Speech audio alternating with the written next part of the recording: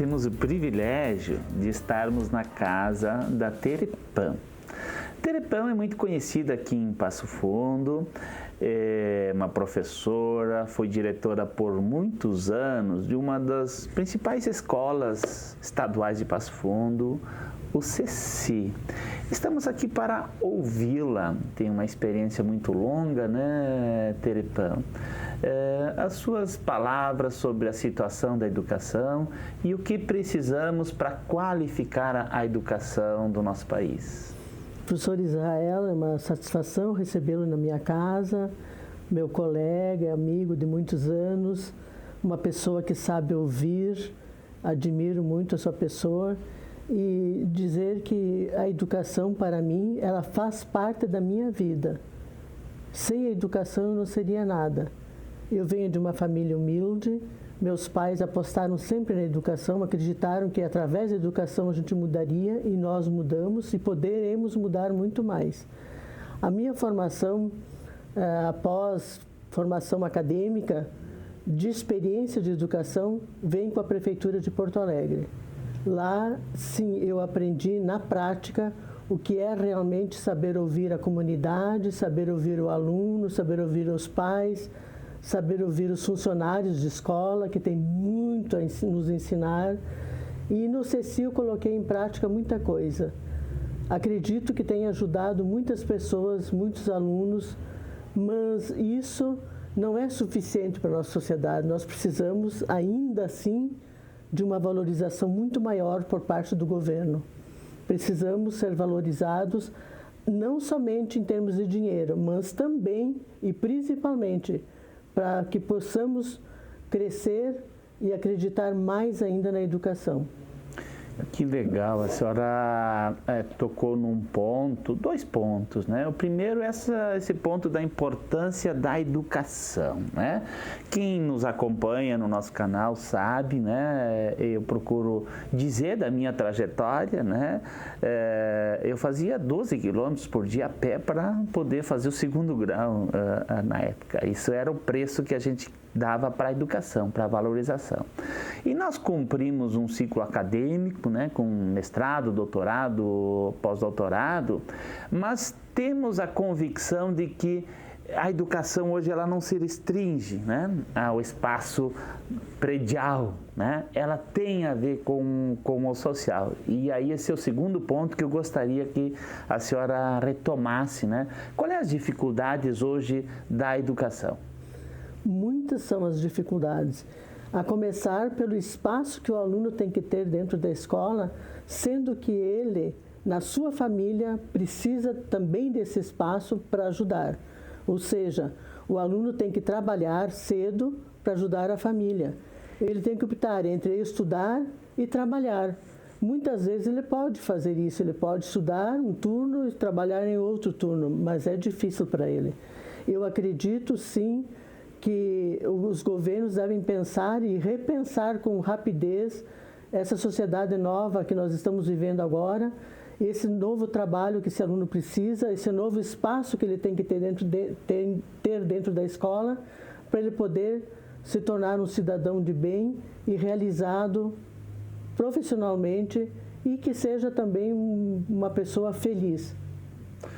Perfeito. Estamos numa transição de época, né? Nós estamos ainda muito inseguros diante do que se apresenta na sociedade de hoje. E tem alguns aspectos que precisam ser olhados. As pessoas estão trabalhando demais. Os meus alunos lá do ensino médio, muitos fazem a opção por trabalhar, não conseguem conciliar o trabalho com o estudo, e deveria ser o contrário. Hoje nós temos inteligência, temos tecnologia, né, que produz alimentos de sobra, por exemplo, que é o básico, né, que poderia dar condições de habitação de sobra. Falta uma consciência dessa situação. Por quê? Porque quando os jovens, as crianças, elas restringem a sua rotina a trabalhar para poder sobreviver, elas não têm tempo necessário para o estudo, para a escola. Então, tem uma contradição aqui que nós precisamos nos dar conta para poder mudar, né? Para uma nova época, onde as pessoas tenham mais tempo de novo para leitura, para cultura, para educação, para convivência. Faz sentido o que estou falando? Com certeza, professor. A pessoa deve ter mais tempo, não só para estudo, para cultura principalmente. Ele tem que ter espaço, e esse espaço quem tem que proporcionar é a escola. Além do estudo, que possa proporcionar ao aluno espaço para lazer, para o esporte, para a música, para as artes em geral. Entende? Então, eu penso que se uma escola tem essa condição de proporcionar ao aluno essa formação e esses espaços de experiências, com certeza ele não vai querer sair da escola, ele vai querer permanecer nessa escola. O ser humano precisa de algumas coisas básicas para ser humano, para se diferenciar de tudo que está aí, né? E essas necessidades básicas de alimentação, habitação, elas são necessidades materiais básicas, né? Que não é difícil de resolver, né?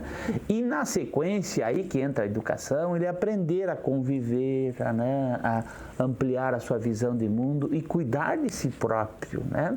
Por isso que eu costumo dizer que a educação ela tem que se voltar para o básico, e aí entra a própria saúde, né? Hoje, as nossas crianças, nossos jovens estão muito adoecidos, estão muito dependentes de medicamento. E talvez porque, né, os pais não têm, e a educação não volta para esse básico de uma alimentação de qualidade, de respeitar os processos biológicos do corpo.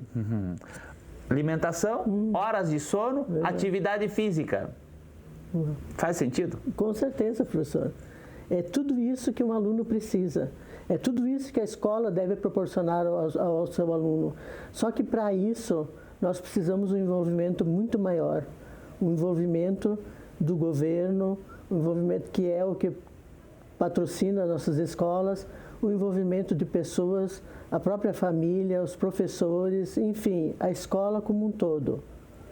É nesse sentido que nós acreditamos que, como professores e como alguém que quer contribuir para a qualificação da educação, relaciona a escola com o social, né?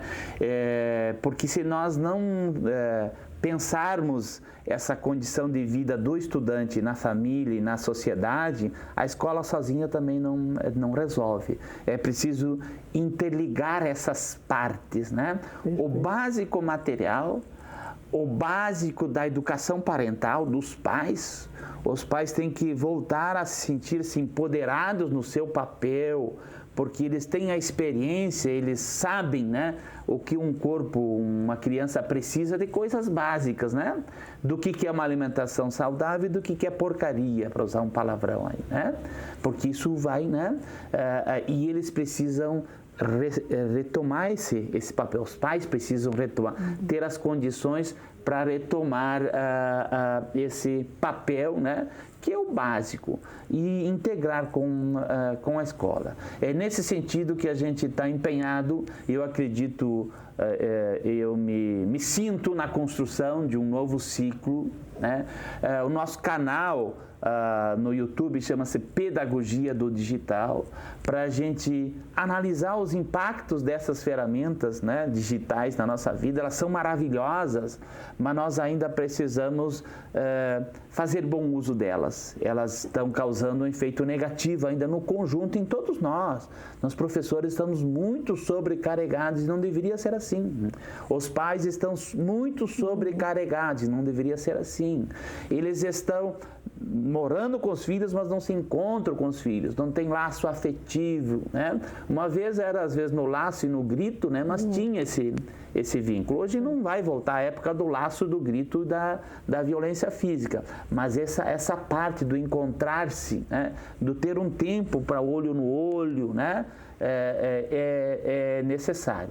E isso nós precisamos fazer a leitura correta para darmos esse passo. Perfeito, professor. O senhor falou num assunto importante que se chama tempo. Qual é o tempo que eu tenho para o meu aluno? Qual é o tempo que eu tenho para o meu filho? Qual tempo eu tenho? E como eu utilizo esse tempo?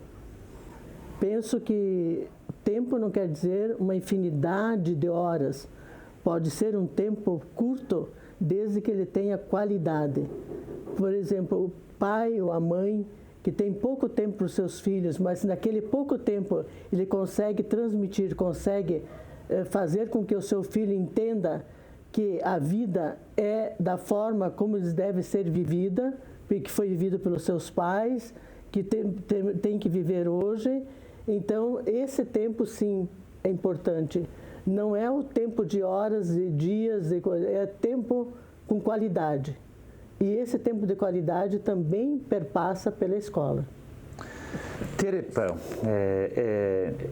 não tenho palavras para agradecer essa tua disponibilidade em conversar com a gente, em disponibilizar uma partezinha, né, uma partezinha muito pequena do seu conteúdo, de toda a sabedoria que você tem. Já fica o convite aqui para a gente eventualmente realizar outros diálogos, né?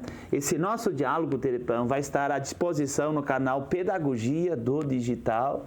Nós estamos insistindo, né, nesse canal digital aí para disputar espaços na internet com conteúdos de qualidade, com conteúdos como o que tivemos a oportunidade de produzir hoje com essa grande personalidade de Passo Fundo, que tem trajetória na educação e que tem muito a contribuir, mesmo estando aposentada, né?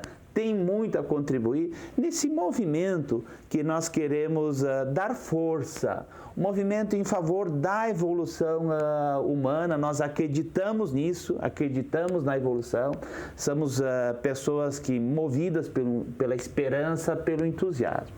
Eu vou lhe dar a palavra ainda para a senhora dizer uma palavra final, uma mensagem que a senhora gostaria, né, que ficasse e vai ficar, acredite, né, no mundo virtual, à disposição de quem queira escutar. Obrigada, professor Israel.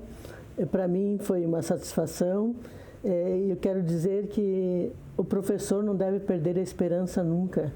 A esperança é o que move. E essa esperança dessa mudança, acredito sim, na possibilidade de uma educação melhor. Parabéns, professor, pelo seu projeto. Muito obrigado, alegria, né? Eu acredito